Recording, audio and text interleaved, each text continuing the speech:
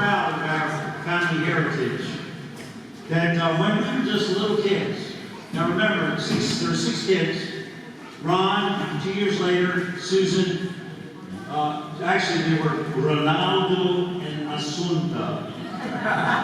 And then 8 years later, Antonio, right? Tony. Every Italian family has a Tony, right? And then after Tony, 15 months later, Tommaso. That's my twin. And 3 minutes later, me. And then another 9 years, and then Maria.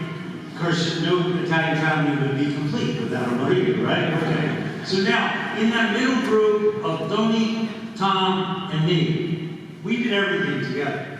I remember we got our first bottles. And you see, as we were, for the time, I can hardly even remember any time when Dad wouldn't say to us, now son, remember you have Roman blood. You have Roman blood. You have Roman blood. We got our first bottles. We're sitting at the kitchen table. Tom and I are copying everything Tony writes down. We got the blood type. We all wrote Roman. We carried wallets around with blood type Roman for most of our young years. Isn't that funny? I can't even imagine what somebody would have thought if they found it.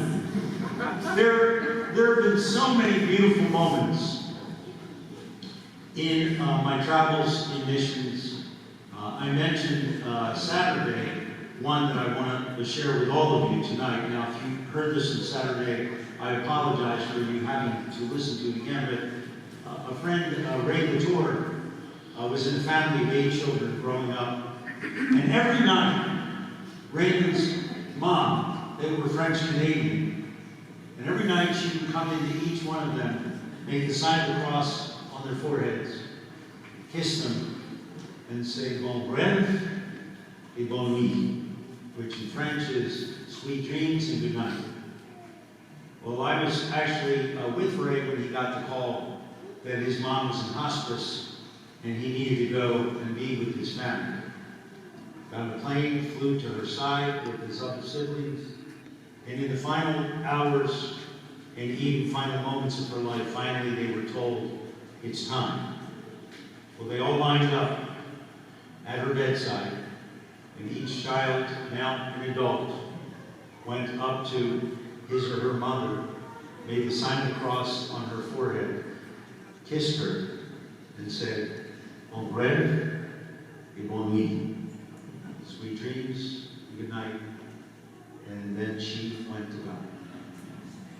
I can't think of a much more beautiful preparation to journey into God's loving embrace than to know the love of family in doing so, huh?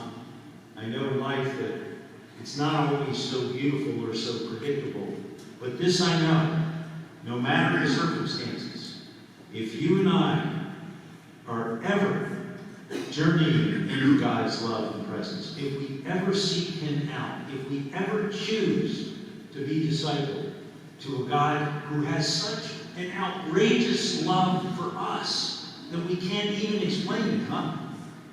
Well, then we know that we will be in His embrace in the days beyond this life. Amen? Amen. The Lord